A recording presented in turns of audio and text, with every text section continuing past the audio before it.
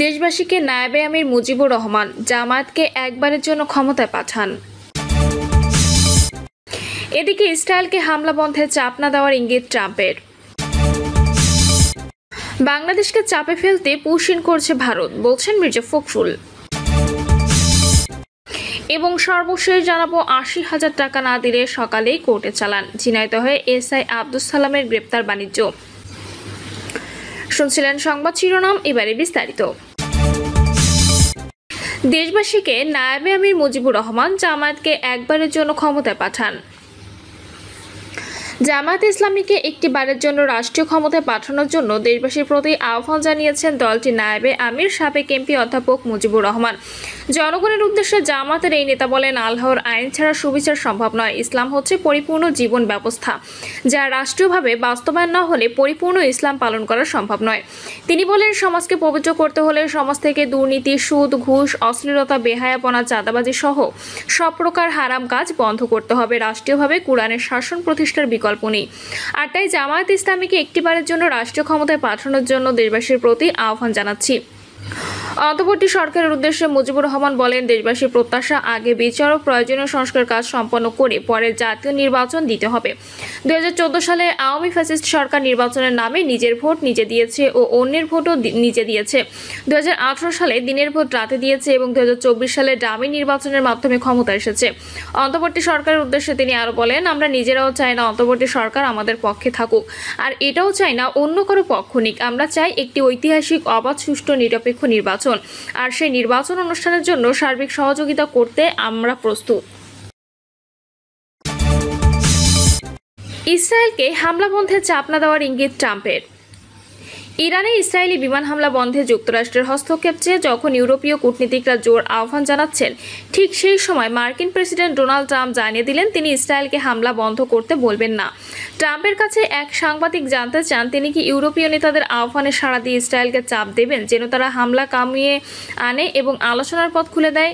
এর জবাবে ট্রাম্প বলেন, ইসরায়েল এখন জিতছে এবং তারা খুব ভালো করছে, তাই জয়ী পক্ষকে এমন অবস্থায় কিছু বলা কঠিন। অর্থাৎ তিনি ইরানে ইসরায়েলের চলমান হামলা বন্ধের জন্য কোনো হস্তক্ষেপ করবেন না। এটা স্পষ্ট যে চলমান সংঘাত পরিস্থিতিতে ট্রাম্প পুরোপুরি ইসরায়েলের পক্ষে অবস্থান নিয়েছেন। তিনি কূটনৈতিক সমাধানের পক্ষে এখনই ঝুঁকছেন না, যদিও শেষ পর্যন্ত সিদ্ধান্ত নিতে আরও 2 সপ্তাহ সময় রাখছেন বলে জানিয়েছেন। বাংলাদেশকে চাপে ফেলতে পুশিন করছে ভারত, বলছেন মির্জা ফখরুল। বিএনপি মহাসচিব মির্জা ফখরুল ইসলাম আলমগীর বলেছেন, আওয়ামী লীগ সরকারকে উৎখাতের পর বাংলাদেশকে চাপে ফেলার জন্য সমস্ত বর্ডারে পুশিন শুরু করেছে ভারত। শুধু তাই নয়, এখনো পর্যন্ত বাংলাদেশ তার পানির ন্যায্য হিস্সা পায়নি এবং বর্ডারে মানুষকে গুলি করে হত্যা করছে ভারত। মির্জা ফখরুল ইসলাম আলমগীর বলেন, আওয়ামী লীগ সরকার কথায় কথায় জঙ্গি খুঁজে বেড়াতো। ফজরের নামাজ মসজিদে পড়ার অপরাধে আলেম ওলামাদের জঙ্গি তকমা দিয়ে ধরে নিয়ে যেত।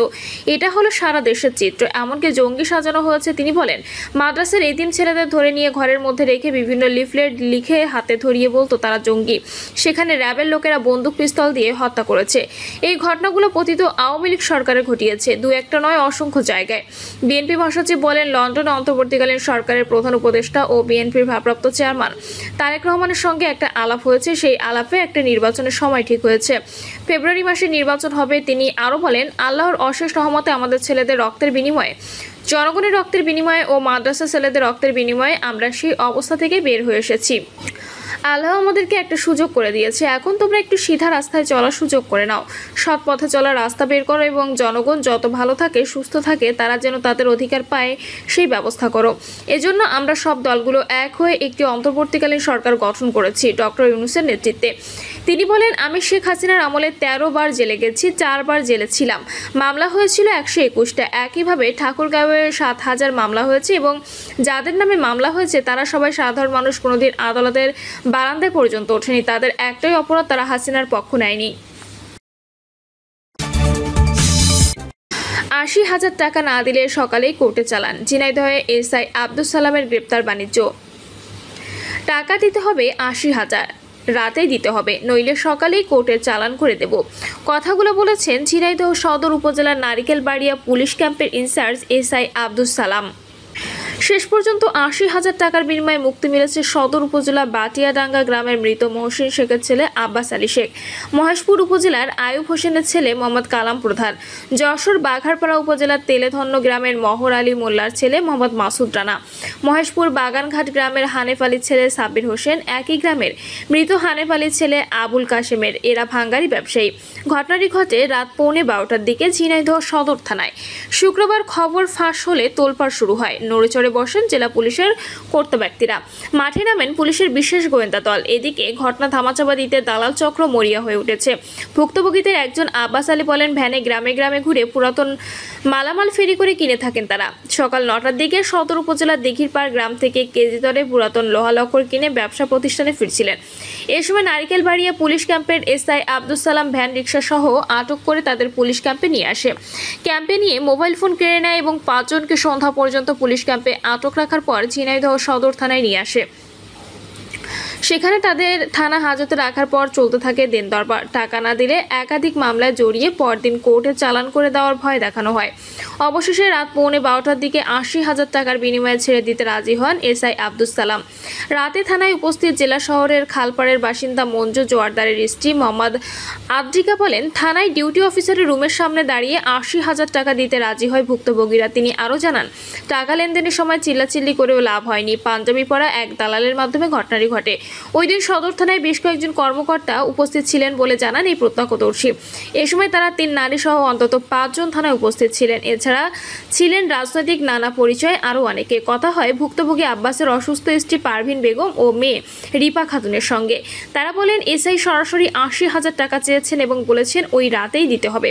সকাল হলেই কোর্টে চালান করে দেব। টাকা না দিলে 3টি ডাকাতি মামলায় তাদের চালান করে দেওয়ার হুমকি দেন এসআই আব্দুস সালাম। নিরুপায় হয়ে ৮০,০০০ টাকা দিতে বাধ্য হয়েছেন তারা। জানতে চাইলে এসআই আব্দুস সালাম বলেন, মঙ্গলবার সকাল 9টার দিকে বামুনাইল এলাকায় টিমোহনী থেকে ভ্যান বোঝে মালামাল সহ 5 জনকে ধরে পুলিশের কাছে হস্তান্তর করা হয়। সন্ধ্যার দিকে আটক ব্যক্তিদের সদর থানায় নিয়ে যাওয়া হয় এবং রাত অনুমান 11:15টার দিকে দিঘিরপাড় গ্রামের কলেজ শিক্ষক সাবুর আলী মল্লিকের জিম্মায় মুসলেখা নিয়ে থানা থেকে ছেড়ে দেওয়া হয়েছে। ৮০,০০০ টাকা লেনদেনের বিষয়টি সম্পূর্ণ এড়িয়ে গিয়ে তিনি বলেন, ওসি সাহেবের নির্দেশে আটক ব্যক্তিদের থানা থেকে ছেড়ে দেওয়া হয়েছে। সদর থানায় ওসি আবদুল্লাহ আল মামুন বলেন, ভাঙারি ব্যবসায়ীদের বিরুদ্ধে কোনো অভিযোগ না থাকায় মুসলেখা নিয়ে ছেড়ে দেওয়া হয়েছে। লেনদেনের কথা শুনে বিস্ময় প্রকাশ করেন তিনি। এদিকে গ্রেপ্তার বাণিজ্যের খবর জানাজানি হলে রাত 10টার দিকে ঘুষের টাকা ফেরত দিতে খোরশেদ নামের কথিত দালালকে সঙ্গে নিয়ে সদর উপজেলার ডাকবাংলা এলাকায় যান এসআই আব্দুস সালাম। সেখানে একটি চায়ের দোকানে ভুক্তভোগী আব্বাসের ছেলে ইমরানের কাছে টাকা ফেরত দেওয়ার চেষ্টা করে ব্যর্থ হন। ঝিনাইদহ জেলা পুলিশের অতিরিক্ত পুলিশ সুপার ইমরান জাকারিয়া বলেন, ঘটনাটি দুঃখজনক। তদন্তে প্রমাণিত হলে অবশ্যই দায়ী ব্যক্তিদের বিরুদ্ধে বিধিমোতাবেক ব্যবস্থা নেওয়া হবে। প্রিয় দর্শক, এই ছিল এখনকার সর্বশেষ সংবাদ। আপডেট সব সংবাদ পেতে চ্যানেলটি সাবস্ক্রাইব করে বেল আইকনটি ক্লিক করে রাখুন।